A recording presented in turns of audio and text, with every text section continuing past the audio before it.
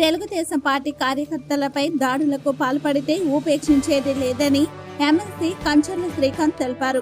కుప్పం పట్టణంలోని తెలుగుదేశం పార్టీ కార్యాలయంలో జరిగిన విలేకరుల సమావేశంలో ఆయన మాట్లాడుతూ చంద్రబాబు నాయుడు భువనేశ్వరిలపై గతంలో వైసీపీ నాయకులు చేసిన వ్యాఖ్యలకు తగిన మూల్యం లభించిందని, కుప్పం పట్టణంలోని తెలుగుదేశం పార్టీ నాయకులు కార్యకర్తలపై అనేక రకాలుగా ఇబ్బందులకు గురి చేశారని ఆయన ఆవేదన వ్యక్తం చేశారు.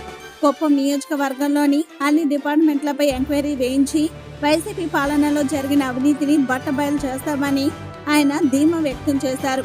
చంద్రబాబు నాయుడు పాలనలో కుప్పం నియోజకవర్గం మరింత అభివృద్ధి చెందుతుందని ఆయన హర్షం వ్యక్తం చేశారు. రకాల కుట్రలు, కుతంత్రాలు, తెలుగుదేశం పార్టీ నాయకుల మీద ఎన్ని రకాల దాడులు, కేసులు, భయాలకు గురి చేసి హింసించి ఎన్నో రకాలుగా ఇబ్బంది పెట్టినా ధైర్యంగా పోరాడి ప్రతి ఒక్క తెలుగుదేశం పార్టీ కార్యకర్త నాయకులు, అలాగే జనసేన పార్టీ కార్యకర్త నాయకులు, అలాగే బీజేపీ కార్యకర్తల నాయకులు జెండా వీడకుండా పనిచేసి ఈ రౌడీయిజాన్ని, ఇక్కడ ఉండేటటువంటి దుర్మార్గమైన రౌడీయిజాన్ని అన్నింటినీ కూడా ఎదుర్కొని మీరు చంద్రబాబు నాయుడు గారిని ఓడిస్తామని చెప్పి మాట్లాడారు.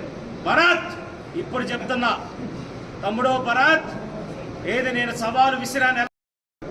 రెస్కో మీద సిబిసిఐడి విచారణ జరిపిస్తాం.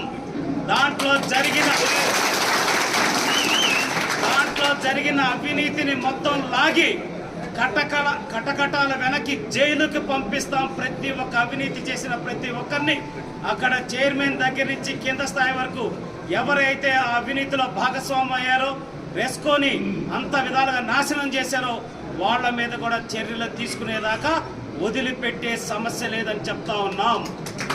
అలాగే మున్సిపాలిటీలో జరిగిన అక్రమాలు, మున్సిపాలిటీ బిల్లుల్లో, మున్సిపాలిటీ రేపటి నుంచి 6వ తారీఖు తర్వాత నుంచి స్టార్ట్ అవుద్ది. బాంబులు ఎక్కడి నుంచి పడితే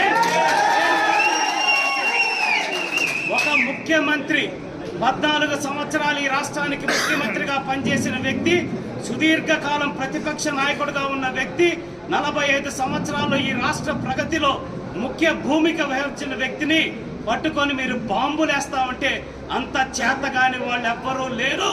రేపటి నుంచి మీ లెక్కలు మొత్తం ఒక్కొక్కరికి ఏ విధంగా సరి చేయాలో సరి చేస్తామని చెప్తా ఉన్నాం.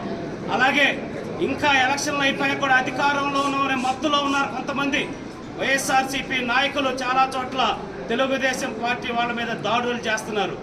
జస్ట్ బాబు, తమ్ముళ్ళు, వైఎస్ఆర్సీపీ వాళ్ళు ముఖ్యమంత్రి కన్నెర్ర చేస్తే, ఒక రాష్ట్ర ముఖ్యమంత్రి కన్నెర్ర చేస్తే ఆయన నియోజకవర్గంలో చర్యలు ఎలా ఉంటాయో రేపటి నుంచి చూడబోతున్నారు. ప్రమాణ స్వీకారం దాకా కొంచెం ఓపిక పట్టండి. మీ ఈపు సాఫ్ చేసి, ఇస్త్రీ చేసి ఏ విధంగా ఒక్కొక్కరికి